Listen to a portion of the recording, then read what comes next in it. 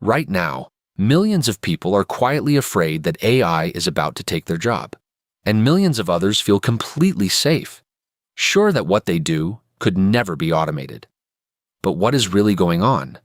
And which jobs are already being replaced right now? A few weeks ago, one of Germany's biggest banks made a quiet announcement. Commerzbank is cutting around 3,000 jobs, and a large part of that work will be handed over to artificial intelligence. They are spending 600 million euros to make it happen. This is not a prediction about some distant future. It already happened. Around the same time, Meta cut roughly 8,000 jobs and pushed thousands more into new AI teams. And somewhere, reading these headlines, you have probably asked yourself one quiet question. Am I next? The honest answer is stranger and far more personal than the robots are coming for everyone. Because AI is not taking jobs the way most people think, and who is actually in danger may be the opposite of what you would guess. Here is the story we were all told. One day, AI gets smart enough and suddenly replaces whole jobs all at once. But that is not how it is happening. AI does not replace a job. It replaces a task. Almost every job is really just a bundle of tasks. AI quietly takes the ones it can do: writing, summarizing, coding, calculating, and whatever is left gets reshaped around it. That single shift changes everything about who is safe and who is not, and this is no longer hypothetical. The International Monetary Fund estimates that around 40% of all jobs worldwide are exposed to AI. In wealthy countries like Germany or the United States, it is closer to 60%. Goldman Sachs put a number on it. Up to 300 million full-time jobs worldwide could be affected. The World Economic Forum expects 92 million jobs around the world to disappear by 2030. Hold on to that number, because there is a twist to it later. But the most surprising part is who gets hit first. For decades, the safe path was simple. Start at the bottom and work your way up. But that path is exactly what is breaking.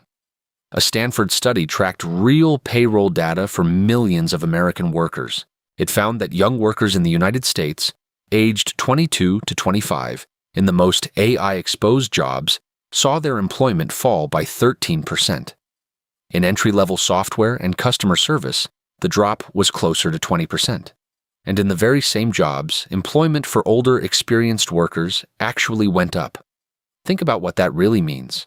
The bottom rung of the ladder is being sawn off. Because for many simple tasks, AI is already better than a brand new junior. Companies still need the seniors who can judge whether the AI got it right. But the cheap, entry-level job that used to train those seniors is quietly vanishing. We may be breaking the way humans have always learned a career. So which jobs are actually in the firing line? Look at what AI does best. Take information in and give information back out. Accounting, checking and booking invoices, contact centers and customer support, legal research and first draft legal opinions, administrative and clerical work of every kind, and yes, writing and coding. Today, Google's own chief executive says around 3/4 of the company's new code is generated by AI and then checked by human engineers. The company behind the AI, called Claude, found that software and coding is the single most common thing people use it for. For now, the biggest cuts are happening at the biggest companies. Only they can afford to spend hundreds of millions rebuilding themselves around AI. Smaller companies are slower, but they are quietly picking up cheap AI tools too. And one group is being squeezed harder than almost anyone: freelancers. A freelance designer or developer used to be safe behind their skill. But AI can now design a clickable app prototype in minutes. Something that used to be weeks of paid work. When the thing you sell can suddenly be done in seconds, the price of your work collapses. So is any job actually safe? For a while, the rules seemed simple. Desk jobs were at risk. Physical jobs were safe. A nurse, a doctor, a kindergarten teacher, a plumber. Surely a chatbot cannot do that. And for now, that is mostly true. Jobs built on human touch, trust, care, and messy real-world spaces are the hardest to automate. Government jobs, too. The state is slow to adopt this technology. But here is the twist that almost no one is ready for. That comfortable rule, physical means safe, is about to break, because the robots are finally arriving. A capable humanoid robot today already costs less than a small car. One model sells for around $16,000. Now do the math. The moment a robot costs less than 1 year of a human's salary and works around the clock without breaks, the entire logic flips all over again. Warehouse workers, cleaners, assembly lines, delivery, the trades. The jobs we called safe because they were physical could be the next to go. Not this year, but sooner than the safe workers think. But here's a twist in the other direction. Some of the companies that fired people for AI are already regretting it. The car maker Ford is quietly rehiring hundreds of experienced engineers to fix quality problems its automated systems could not.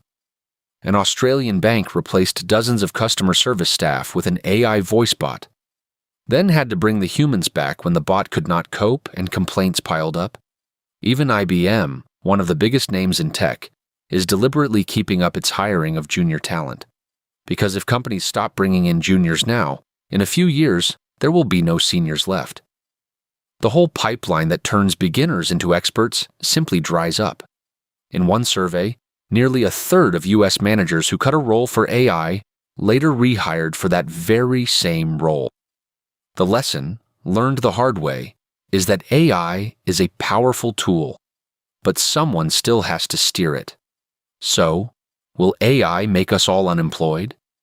The honest answer is, probably not in the way you fear. Remember those 92 million jobs disappearing? The same report expects 170 million new jobs to be created. A net gain, at least on paper. Every wave of technology has destroyed old jobs and created new ones we could never have imagined. But this time is different in one very specific way. Every machine before this one replaced our muscles. This is the first machine built to replace our thinking. And it may not be the end of work that should worry you. It is the reshuffling. Nearly 40% of the skills you have today could be outdated within 5 years. The real danger was never a robot showing up at your desk. For most people, it is quieter and simpler than that. It is a coworker who has learned to use AI, doing your entire job, faster, alone. For 200 years, every tool we built took over our hands and freed us to climb up into our heads. We always told ourselves that thinking was the one thing that made us irreplaceable.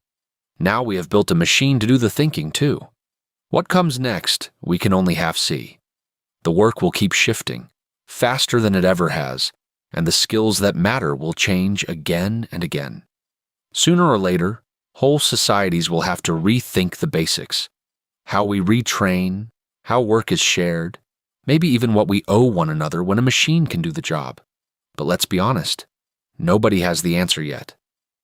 There is no finished plan waiting in a drawer.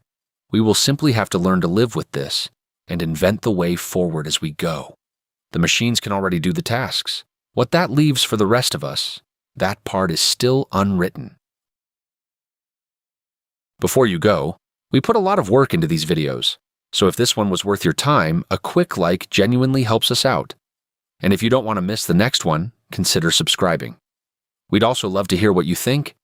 Leave a comment with your thoughts or an idea for a future video. We try to read every single one. Thanks for watching, and see you in the next one.